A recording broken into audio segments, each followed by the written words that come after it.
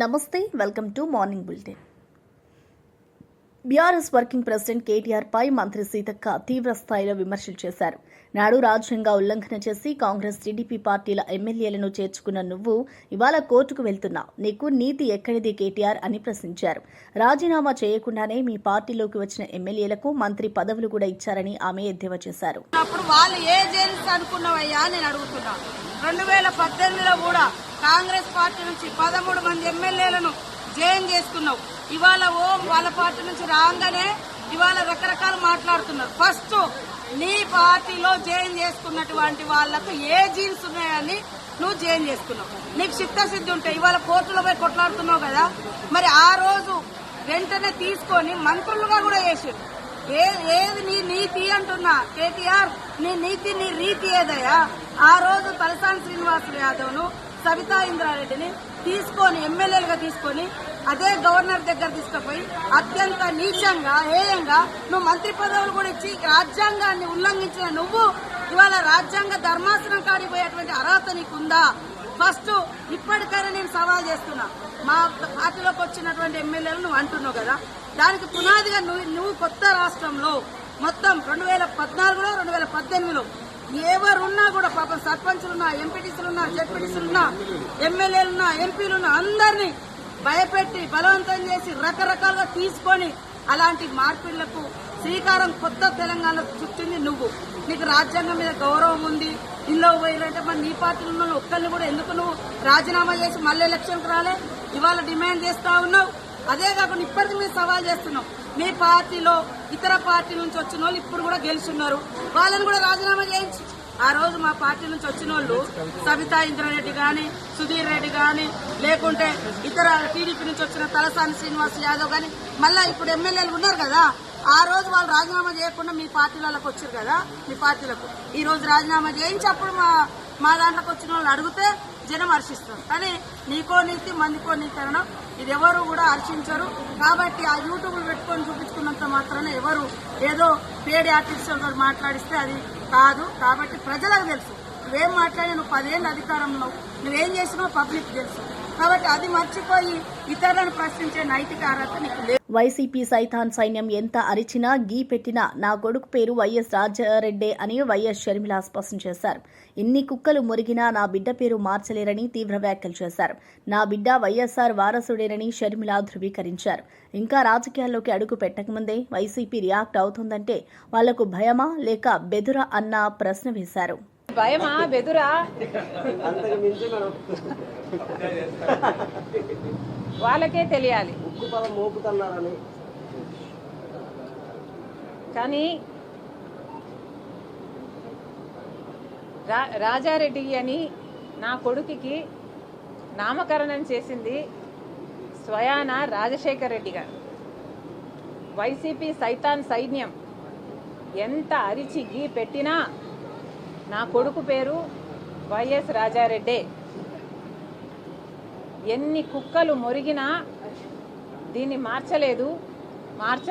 నా కొడుకు పేరు రాజారెడ్డే, నా కొడుకు రాజశేఖర్ రెడ్డి వారసుడే. ఇప్పుడు వీళ్ళు చెప్తున్నది చంద్రబాబు గారు చెప్తే మార్ఫింగ్ చేశారు ఒక వీడియోని, నేను కూడా చూశాను, ఆ టీం కూడా పెట్టింది.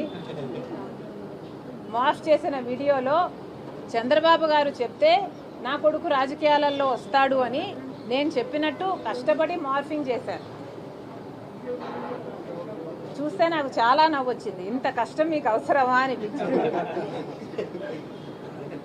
సూపర్ 6 పథకాలు అమలు చేయకపోయినా అమలు చేసినట్లు ప్రచారం చేయడం సరికాదని పాణ్యం మాజీ ఎమ్మెల్యే కాటసాని రాంభూపాల్ రెడ్డి అన్నారు. అమరావతిలో అభివృద్ది పనులు ముఖ్యమంత్రి చంద్రబాబు నాయుడు తన అనుచరులకే కట్టబెడుతున్నారని విమర్శించారు. జగన్ చేసిన అప్పుల కంటే చంద్రబాబు ఎక్కువ అప్పులు చేస్తూ రాష్ట్రాన్ని ఆర్థికంగా కుదేలు చేస్తున్నారని ఆరోపించారు. కేవలం 5,000 మాత్రమే తప్ప ఇంతవరకు రైతులకు ఇచ్చింది ఏమి లేనేలేదు. దాంతోపాటు ఈ నిరుద్యోగ భృతి నెలకు 3,000 అంటే దగ్గర 2 సంవత్సరాలకు వేసుకుంటే 72,000 మీరు వాళ్ళకందరికీ బాకీ పెట్టడం జరిగింది. ప్రతి ఒక్క అక్క చెల్లెలకు 18 ఏళ్ళ నుంచి 59 ఏళ్ళు ఉండేటోళ్ళకి అందరికీ కూడా 18,000 రూపాయలు మీరు అప్పు పడ అంటే 36,000 అప్పు పడడం జరిగింది. అంటే ఈ 2 సంవత్సరాలు అంటే మీరు ఏ విధంగా ప్రజలను మీరు మభ్యపెడుతున్నారో మీరు ఒకసారి ఆలోచించండి. మీరు సూపర్ సిక్స్లు చేయకపోయినా మేము అన్నీ చేసేసినాం అయిపోయిందని. ఒకసారి మెడికల్ కాలేజ్ చూసుకుంటే ఈ రాష్ట్రంలో ఉండే ప్రజలకందరికి కూడా మంచి వైద్యం అందించాలనే ఉద్దేశంతోనే జగన్మోహన్ రెడ్డి గారు 17 మనకు మెడికల్ కాలేజీలు తీసుకొని వస్తే దానిలో మొత్తం 7 కాలేజీలు అన్నీ కూడా ఇప్పుడు నంద్యాల ఇవన్నీ కూడా కొన్ని కాలేజీలు పూర్తి కావడం జరిగింది. పులివెందుల కాలేజీ తయారైన ఉండే రెడీగా మొత్తం ప్రారంభించడానికి రెడీగా ఉండేదానికి మాకు సీట్లు అవసరం లేదు అని చెప్పిన ఏ ముఖ్యమంత్రి కూడా, ఒక ముఖ్యమంత్రి మనం చంద్రబాబు నాయుడిని ఒక్కనే చూడడం లేదు. మెడికల్ కాలేజీలో మాకు సీట్లు అవసరం లేదని ఆ రోజు మీరు ఉంటే 2440 సీట్లు మెడికల్ సీట్లు ఉంటే జగన్మోహన్ రెడ్డి వచ్చిన తర్వాత ఈ 17 కాలేజీలు స్టార్ట్ అయితే అదనంగా 2500 సీట్లు వచ్చేపట్టయితే దగ్గర 4900 పైగా ఈ రాష్ట్రంలో మెడికల్ సీట్ పిల్లలు చదువుకోవడానికి అవకాశం ఉండేదాన్ని కూడా ఈరోజు లేకుండా చేసిన పరిస్థితి. ఈరోజు చంద్రబాబు నాయుడు మాకు సీట్లు వద్దని చెప్పిన ఒక ఏకైక ముఖ్యమంత్రిని మనం చంద్రబాబు నాయుడిని చూడడం జరుగుతుంది. మొత్తం ఈరోజు మెడికల్ కాలేజీలన్నీ కూడా ప్రైవేట్ పరం చేయడానికి మొత్తం పప్పు బెల్లాల మాదిరి పంచడానికి కూడా తయారైన పరిస్థితి. అదే గిన మెడికల్ కాలేజీ గవర్నమెంట్లో ఉంటే కొన్ని లక్షల ఆస్తి మనకు ప్రభుత్వానికి ఉండే పరిస్థితి. అటువంటిది కూడా కాకుండా దీన్ని ఎవరికొవరికి దారాదత్తం చేయాలి, దీన్ని కూడా ఒక స్కామ్ మాదిరి చేయాలనే ఉద్దేశంతోనే తెలుగుదేశం నాయకుడు చంద్రబాబు నాయుడు వాళ్ళకి ఎవరైతే ముఖ్యంగా ఉన్నారో వాళ్ళకందరికీ కట్టుబెట్టడానికే ఇవన్నీ చేయడం జరుగుతుంది. ఇంకా మనం ఒకసారి చూస్తే అమరావతిలో కన్స్ట్రక్షన్ చూస్తే 4500కు మంచి క్వాలిటీతో కట్టడానికి అవకాశం ఉండే దాన్ని కూడా 10,000 అంటే ఎంత పెంచినారనేది మనం కూడా ఒక్కసారి చూడాల్సిన అవసరం ఉంది. అంటే వాళ్ళకు నచ్చిన వాళ్లకు ఏ విధంగా లభ్యత చేయడానికి ఏ విధంగా తెలుగుదేశం ప్రభుత్వం తయారైంది అనేది కూడా మనం ఒక్కసారి ప్రజలకందరికీ కూడా చెప్పాల్సిన అవసరం ఉంది. మా జగన్మోహన్ రెడ్డి గారు చెప్పడం జరిగింది, మీరు పొరపాటున మెడికల్ కాలేజీలు ప్రైవేట్ వాళ్ళకి ఇస్తే టీడీపీ నేతలు కుట్రలు పన్నుతున్నారని మాజీ మంత్రి కృష్ణా జిల్లా వైఎస్సార్సీపీ అధ్యక్షులు పేర్ని నాని అన్నారు. మచిలీపట్నంలో జరుగుతున్న పరిణామాలపై స్పందించిన ఆయన భక్తులు ఈ కుట్రలను అడ్డుకోవడానికి సిద్దంగా ఉన్నారని స్పష్టం చేశారు. ప్రజల విశ్వాసాలను దెబ్బతీయాలనే ప్రయత్నం టీడీపీ నేతలదేనని విమర్శించారు. భక్తుల భావాలను ఆట పట్టించేలా ఏకాంగి చర్యలు సాగితే స్వామివారి యొక్క ఆలయ స్థితి చూడండి, ఒకసారి చూడండి. మొత్తం బాధుల మీదే, స్వామివారి మీద కూడా ఎంత అశుభం అంటే స్వామివారి మీద గర్భగుడిలో ఆయన మీద కూడా వర్షం పడే పరిస్థితులు ఆ రోజు. మరి కొల్లు రవీంద్ర మంత్రి, అక్కడి నుంచి ఎమ్మెల్యే మంత్రి, అప్పుడు కూడా ఈ ఆలయాన్ని ఏమీ పట్టించుకోకుండా ఇలా బాధుల మీద ఉంటే దానికి సంబంధించినటువంటి 40 ఎకరాలని మాత్రం కొట్టేయటానికి కనకదుర్గమ్మ వారికి ఎండోమెంట్కి అడాప్షన్ ఇచ్చారు ఎండోమెంట్ నుంచి. కానీ దీపాలకి దీప నైవేద్యాలకి మాత్రం డబ్బులు పంపించేవాళ్ళు కాదు. శ్రీ వెంకటేశ్వర స్వామి వారి కళ్యాణోత్సవాలకి డబ్బులు పంపించేవాళ్ళు కాదు. ఏమీ పంపించకుండా ఈ 40 ఎకరాలని ఎండోమెంట్ క్వార్టర్స్ కడదామా, ఎండోమెంట్స్ కమిషనరు బంగ్లా కడదామా, లేకపోతే మనం ఎవరెవరం పంచుకుందాం అనేటువంటి తెలుగుదేశం నాయకుల ఆలోచనలు తప్పితే ఆ స్వామివారిని బాగు చేద్దాం, స్వామివారి ఆలయాన్ని బాగు చేద్దామని మాత్రం, ఆయనకి సేవ చేసుకుందామని నారా చంద్రబాబు నాయుడు గారు కానీ, ఆ రోజు ఎండోమెంట్స్ డిపార్ట్మెంట్ నడిపిన భారతీయ జనతా పార్టీ కానీ, అప్పుడు ఎమ్మెల్సీగా ఉన్నటువంటి ఇవాళ పివిఎన్ మాధవ్ గారు కానీ ఎవరూ పట్టించుకోలే. మరి మర్చిపోదామా అని ఎందుకు కేకలేయట్లా? పెద్ద పెద్ద దీర్ఘాలు తీయాలిగా, మర్చిపోదామా అని దీర్ఘం ఎందుకు తీయట్లా? అప్పుడు ఇది లేదా, ఇది కనపడట్లేదా?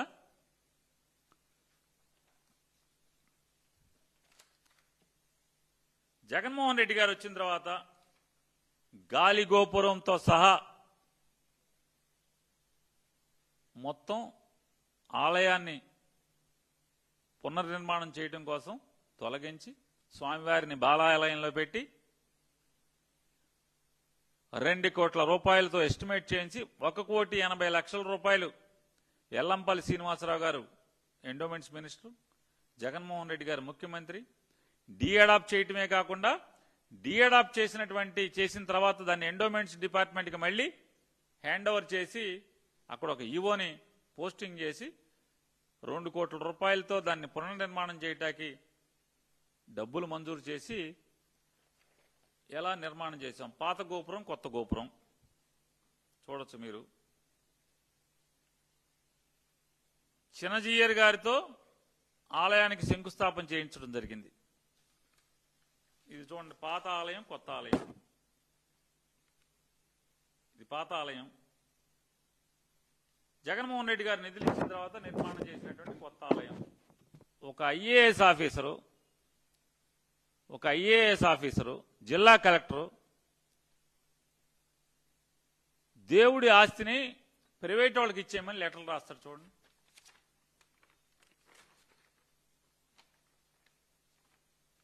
ఒకే రోజు. చూడండి గమ్మత్తు, 22వ తారీఖు.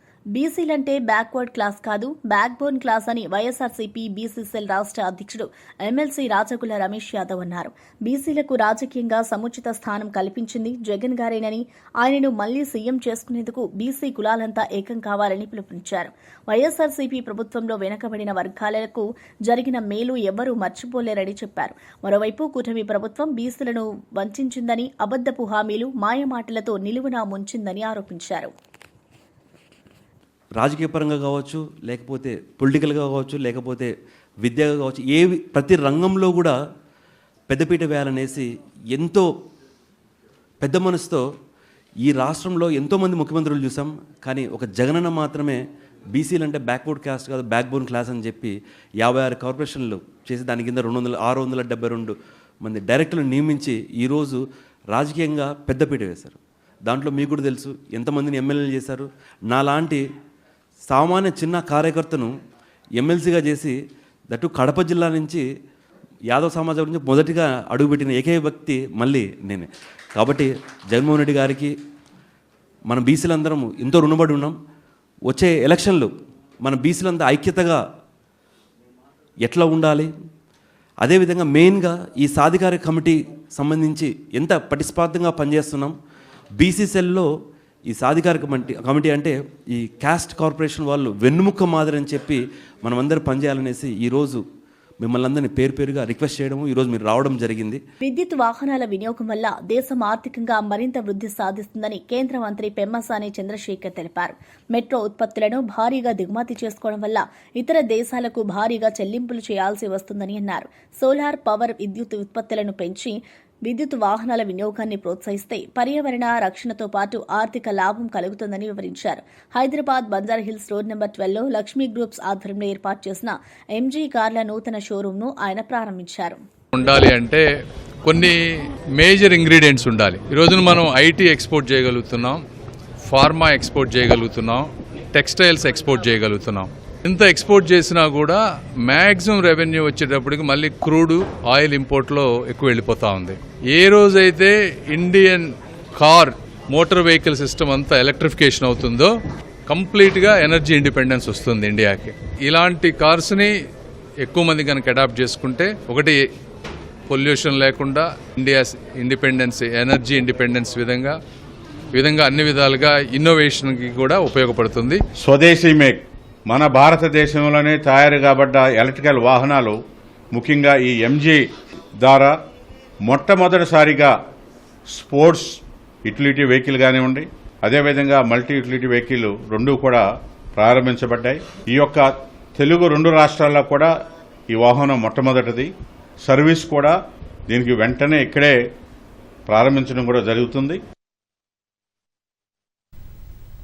హైదరాబాద్ నెహ్రూ జంతు ప్రదర్శనశాల ప్రాంగణంలో జరిగిన జాతీయ అటవీ అమరవీరుల సంస్మరణ దినోత్సవంలో మంత్రి కొండా సురేఖ పాల్గొన్నారు. ఈ సందర్భంగా అమరులకు నివాళులర్పించిన ఆమె ఎన్నో సవాళ్ల మధ్య అటవీ సంరక్షణలో అధికారులు కీలక పాత్ర పోషిస్తున్నారని కొనియాడారు. పోలీసులకు అందించే ప్రయోజనాలు అటవీ శాఖ సిబ్బందికి కల్పించేలా చర్యలు చేపడతామని భరోసా ఇచ్చారు. విధి నిర్వహణలో మరణించిన అటవీ అధికారి కుటుంబాలను ప్రభుత్వం ఆదుకుంటుందని స్పష్టం చేశారు. అటవీ శాఖ అధికారుల ధైర్య సాహసాలు అందరికీ స్ఫూర్తిదాయకమని చెప్పిన మంత్రి అటవీ సంపద పరిరక్షణలో ప్రజలంతా భాగస్వామ్యం కావాలని పిలుపునిచ్చారు. రాష్ట్రంలో 307.48 కోట్లకు పైగా మొక్కలను ఇప్పటి వరకు నాటడం జరిగింది. ప్రతి జిల్లాలో వివిధ రకాల అటవీ కార్యకలాపాలకు ఫ్రంట్ లైన్ అధికారులకు ఏటా 10,000 నగదు పురస్కారం కూడా అందిస్తా ఉన్నాం. అడవుల సంరక్షణకు చర్యలు కూడా తీసుకోవడం జరుగుతూ ఉంది. కలప అక్రమ రవాణాను కట్టడి చేయడానికి సాయుధ పోలీసు దళాల సహకారం కూడా తీసుకుని ముందుకు వెళ్తా ఉన్నాము. క్రూర మృగాల దాడిలో బాధితులు ఇచ్చేటువంటి నష్టపరిహారాన్ని మరి 5 లక్షల నుంచి 10 లక్షలకు కూడా పెంచడం జరిగిందని ఈ సందర్భంగా తెలియజేస్తా ఉన్నాను. రాష్ట్రాన్ని కరువు రహితంగా మార్చేందుకు సీఎం చంద్రబాబు కృత నిశ్చయంతో ఉన్నారని జలవనరుల శాఖ మంత్రి నిమ్మల రామానాయుడు అన్నారు. ఉండవల్లి క్యాంప్ కార్యాలయంలో నీటి నిర్వహణపై సీఎం చంద్రబాబు నిర్వహించిన సమీక్షలో ఆయన పాల్గొన్నారు.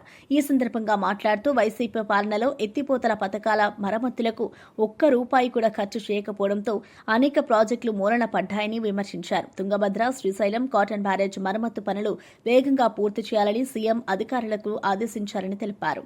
దానికి ఈ యొక్క వర్షపాతం తక్కువ ఉన్నా కూడా ఈ రిజల్టే దానికి ఉదాహరణలు అనే విషయాన్ని తెలియజేసుకుంటూ గత 5 సంవత్సరాల వైసీపీ పాలనలో నిర్లక్ష్యానికి గురై ఆ రోజు ఒక పులిచింతల గేట్ కొట్టుకుపోయినా, అన్నమయ్య ప్రాజెక్టు కొట్టుకుపోయినా, గుండ్లగమ్మ గేట్లు కొట్టుకుపోయినా ప్రభుత్వంలో చలనం లేనిటువంటి పరిస్థితి గత పాలనలో మీరు చూశారు. కానీ ఈ రోజు చంద్రబాబు నాయుడు గారు ఏదైతే తుంగభద్ర గాని, శ్రీశైలం గాని, అదేవిధంగా ధవళేశ్వరం బ్యారేజీ గాని ఇవన్నీ కూడా మన రాష్ట్ర ఆస్తులు. ఇవన్నీ ప్రజలకి వీటికి ఏమాత్రం ప్రమాదం జరిగినా కూడా ఆంధ్రప్రదేశ్ రాష్ట్ర వ్యవసాయ రంగమే అతలాకుతలమైపోయేటువంటి పరిస్థితి. అందుచేతనే ఈరోజు గత ప్రభుత్వం మాదిరిగా కాకుండా వీటికి ప్రాధాన్యత ఇచ్చి ఏదైతే తుంగభద్ర ప్రాజెక్టుకి సంబంధించి 33 గేట్లు ఉన్నాయో వాటన్నిటికీ కూడా ఆల్రెడీ 52 కోట్ల రూపాయలు నిధులు మనం మంజూరు చేసి ఉన్నాం. శ్రీశైలం ప్రాజెక్టుకి సంబంధించి గ్రౌటింగ్ కానీ, అదేవిధంగా లెఫ్ట్ అండ్ రైట్ ఫ్లాంక్స్ కి సంబంధించి స్ట్రెంగ్థనింగ్ కానీ,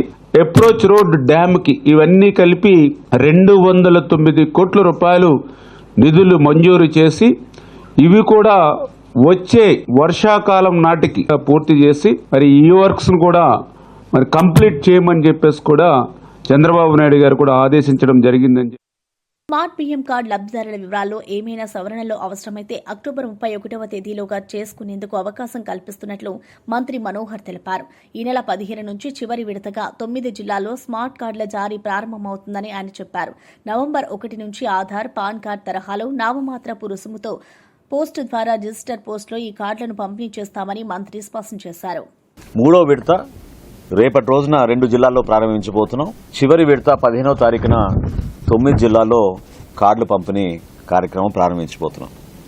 31 అక్టోబర్ వరకు మీకు ఎటువంటి మార్పులు చేర్పులున్నా దయచేసి మీరు చేయించుకోండి.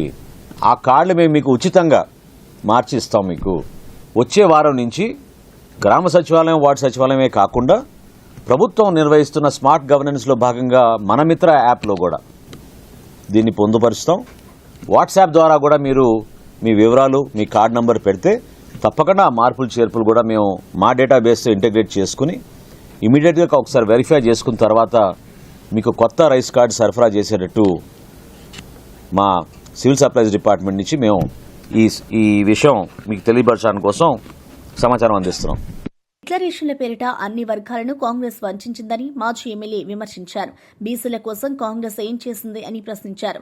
బీసీలకు 42% రిజర్వేషన్ల విషయంపై కాంగ్రెస్ ప్రభుత్వం కేవలం డ్రామాలు చేస్తుందని మండిపడ్డారు. కామారెడ్డి డిక్లరేషన్ అమలు చేయకుండా అదే కామారెడ్డిలో సభ పెట్టడం విచిత్రమని ఎద్దేవా చేశారు. ఓట్లను దండుకోవాలని చూస్తున్నది కేంద్రంలో ఉన్నటువంటి బీజేపీ ప్రభుత్వాన్ని కూడా ఈ సందర్భంగా తెలియజేస్తున్నాం.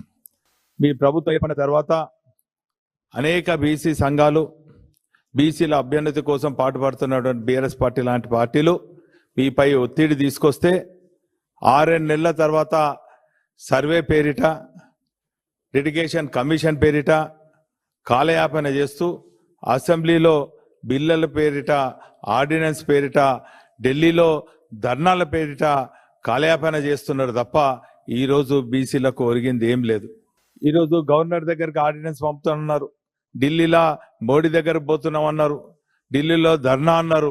కానీ ఈరోజు కాలయాపనతో కాలం గడుపుతున్నారు తప్ప బీసీ వర్గాలకు న్యాయం చేసినటువంటి పార్టీ మీది కాదని చెప్పి బీసీ వర్గాలలో ఇప్పటికే బీఆర్ఎస్ పార్టీ కాదు బీసీ హక్కుల కోసం పోరాడుతున్నటువంటి అనేక బీసీ సంఘాలు కూడా మరి మీరు చేసిన అన్యాయాన్ని ఎక్కడికక్కడ ఎండగడుతున్నటువంటి పరిస్థితులలో మరొక్కసారి బీసీ వర్గాలను మరి మభ్యపెట్టాలని, బీసీ వర్గాలకు ఏదో న్యాయం చేసినామని చెప్పి మరొక్కసారి సభ పేరిట మరి ఇదే సిద్ధరామయ్యను తీసుకొచ్చి మీరు ఏదో బీసీ వర్గాలకు మాయ మాటలు చెప్పే మరి సభను ఖచ్చితంగా ప్రజలందరూ కూడా చూస్తున్నారు. మిమ్మల్ని ఎక్కడికక్కడ మరి స్థానిక సంస్థలు ఎప్పుడు ఎక్కడ పెట్టినా కూడా ఖచ్చితంగా కాంగ్రెస్ పార్టీని రాజకీయంగా సమాధి చేసేదానికి సిద్ధంగా ఉన్నారు. ఈరోజు బీసీ వర్గాలు ప్రశ్నిస్తున్నారు. జీవోలు కాదు, ఆర్డినెన్స్ కాదు, కేవలం మీ పరిధిలో ఉన్నటువంటి మీ మంత్రిత్వ శాఖలో మా బీసీ వర్గాలకు ఎంతమందికి ఇచ్చినామని చెప్పి ఈరోజు మా బీసీ వర్గాలకు మరి ఏం మాత్రం న్యాయం చేసిండ్రా మీ మంత్రివర్గాలు అని చెప్పి మా బీసీ వర్గాలు అంటున్నారు. ఈరోజు ఉన్నటువంటి శాఖలు కూడా మా బీసీ మంత్రులకు సరైన శాఖలు ఇవ్వలేదు, సరైన బడ్జెట్ కేటాయించలేదు. 20,000 కోట్ల బడ్జెట్ అన్నారు. ఈరోజు ఒక సంవత్సరం 7 కోట్లు, 7,000 కోట్లు, ఓసారి 12,000 కోట్లు, 2 సంవత్సరాలు కలిపి కూడా 20 కోట్ల బడ్జెట్ను మా బీసీ వర్గాలకు అందియలేని నిస్సాయ స్థితిలో ఉన్నారు. ఇంకా ఈ బీసీ వర్గాలు ఈ కాంగ్రెస్ పార్టీని, రేవంత్ రెడ్డిని ఎందుకు నమ్మాలని కూడా ఈ సందర్భంగా తెలియజేస్తున్నాం.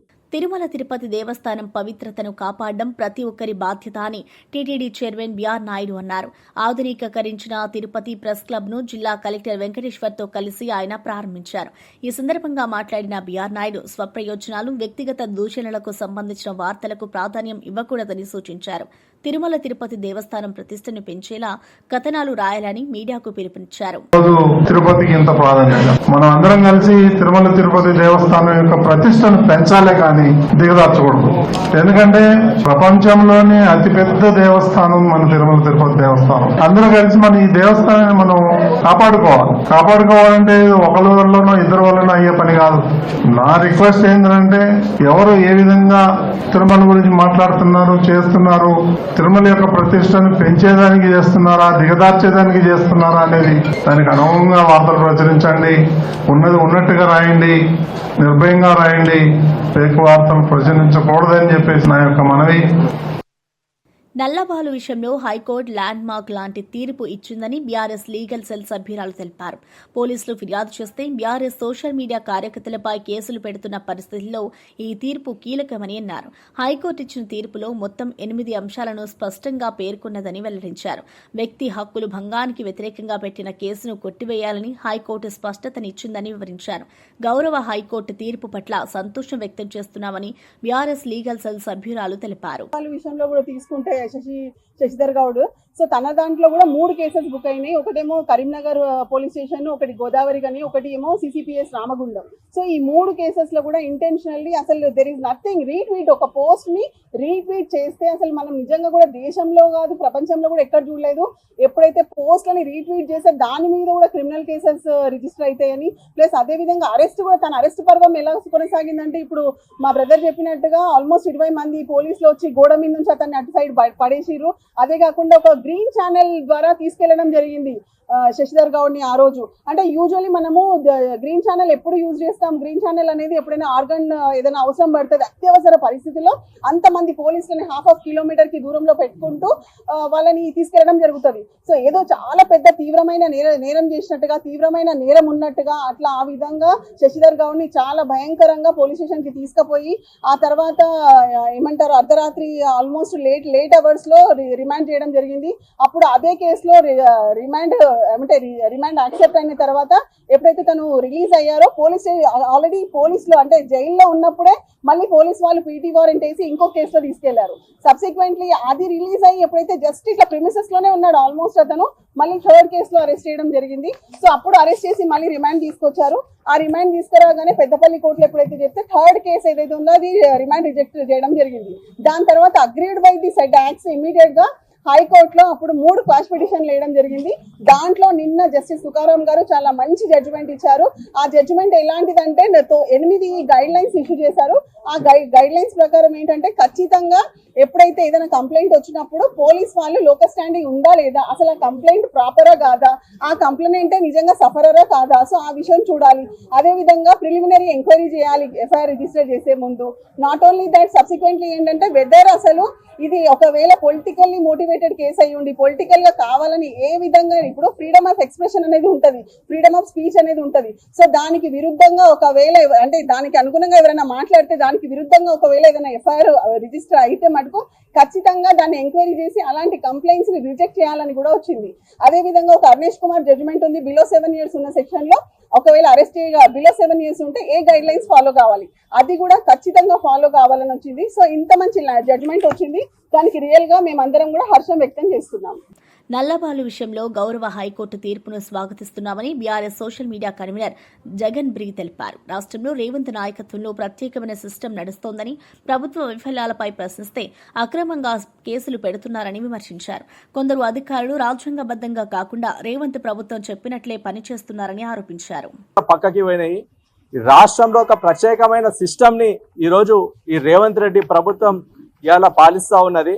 ఈరోజు కేవలం సోషల్ మీడియాలో భావ వ్యక్తీకరణ చేసినా కూడా, న్యాయబద్ధంగా చట్టబద్ధంగా చేసినా కూడా ఇష్టానుసారంగా ఈరోజు కేసులు ఫైల్ చేసి ఈరోజు సోషల్ మీడియా వారియర్స్ ని, బీఆర్ఎస్ పార్టీకి చెందినటువంటి సోషల్ మీడియా వారియర్స్ పైన కేసులు బనాయించి వాళ్ళ ఇంటి మీద నిఘా పెట్టి వాళ్ళ కుటుంబ సభ్యులు ఎక్కడికి పోతున్నారు, వాళ్ళ పిల్లలు ఏ స్కూల్లో చదువుతున్నారు, వాళ్ళ ఇంటి సభ్యులు ఎక్కడెక్కడికి వెళ్తున్నారని చెప్పి ఒక తీవ్రవాదుల మీద పెట్టినట్టు నిఘా పెట్టి ఈరోజు వాళ్ళని వెంటాడి అర్ధరాత్రులు వాళ్ళ ఇంటి మీద పడి వాళ్ళని ఫిజికల్ గా అసాల్ట్ చేసి వాళ్ళని రిమాండ్కి పంపిస్తా ఉన్నారు అర్ధరాత్రి. ఈరోజు ఒక బెయిల్ రాగానే వెంటనే మరొక కేసును బనాయించి అదే పనిగా కక్ష కట్టినట్టు ఈరోజు BRS party social media warriors ఈరోజు వేధిస్తున్నటువంటి రాష్ట్ర ప్రభుత్వానికి నిన్న జస్టిస్ తుకారాం గారు ఇచ్చినటువంటి తీర్పు ఒక చెంపపెట్టు లాంటిది. ఈరోజు ఈ రాష్ట్రంలో కొందరు అధికారులు చట్టబద్ధంగా కాకుండా, న్యాయబద్ధంగా కాకుండా, రాజ్యాంగబద్ధంగా కాకుండా ఈరోజు కాంగ్రెస్ నాయకుల ఆదేశానుసారంగా ఈరోజు వాళ్ళు ప్రవర్తిస్తా ఉన్నారు, కేసులు పెడతా ఉన్నారు. ఈరోజు కేసులకు సంబంధం లేని వారు కేసులు పెడితే తీసుకోవద్దని హైకోర్టు స్పష్టంగా చెప్పిందని బీఆర్ఎస్ నాయకులు పుట్టా విష్ణు తెలిపారు. ఇలాంటి అక్రమ కేసుల వల్ల నిజమైన ప్రజా సమస్యలు వెనక్కి వెళ్తున్నాయని ఆయన విమర్శించారు. రేవంత్కు తొత్తుల్లా మారి అక్రమ కేసులు పెడుతున్న పోలీసులకు ఈ హైకోర్టు తీర్పు చెంపపెట్టు లాంటిదని పేర్కొన్నారు. ఇప్పటికైనా కాంగ్రెస్ ప్రభుత్వం ప్రజలకు జవాబుదారీగా ఉండాలని, ఇచ్చిన హామీలను నెరవేర్చాలని బీఆర్ఎస్ నాయకులు పిలుపునిచ్చారు. ఇట్లాంటి సోషల్ మీడియా కేసుల పట్ల వాటిని కాగ్నిజెన్స్లకు తీసుకోవాలి.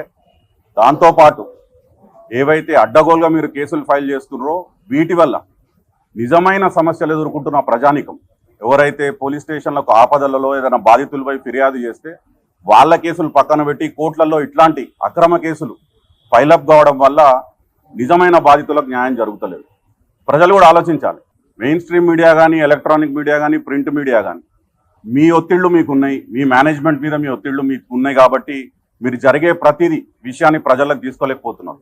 కాకపోతే సోషల్ మీడియా అనే ఒక వ్యవస్థ ఉంది కాబట్టి గ్రౌండ్ రియాలిటీ ఏంది అనేది నిమిషం ప్రతి క్షణం ఏం జరుగుతుంది గ్రౌండ్లో అనేది ప్రజలకు తెలిసే విధంగా పనిచేస్తున్నారు. ఇందులో భాగంగా మా బీఆర్ఎస్ పార్టీకి సంబంధించి మా పార్టీ ఎవరైతే వారియర్స్ ఉన్నారో వాళ్ళ మనోధైర్యాన్ని దెబ్బతీసే విధంగా రేవంత్ రెడ్డి గారి ప్రభుత్వం గత 20 నెలల్లో 100,000 కేసులు పెట్టిందో ఇవన్నీ అక్రమ కేసులే. వాళ్ళు పెట్టిన కేసులు అన్ని అక్రమ కేసులే. ఒక్కటి కూడా కోర్టులో నిలబడదు. వారు ఏదైనా పైశాచిక ఆనందం పొందితే తాత్కాలికంగా పొందిండొచ్చు, కానీ దీని ద్వారా మా మనోధైర్యాన్ని, మా పార్టీ నిబద్ధతను, మా వారియర్స్ యొక్క శ్రమని మీరైతే తగ్గించే ప్రయత్నం చేయలేరు. ముఖ్యంగా మేము మా లీగల్ సెల్కి ధన్యవాదాలు చెప్పదలుచుకున్నాం. గౌరవ కేసీఆర్ గారు పెద్దలు, వారి ఆలోచననే ఈ లీగల్ సెల్. ఎప్పుడైతే మనం ప్రతిపక్షంలోకి పోయినామో ఇట్లాంటివి అవసరం పడతాయి. ఇవి బులెటిన్ అప్డేట్స్. చూస్తూనే ఉండండి. మరో బులెటిన్లో మళ్ళీ కలుద్దాం.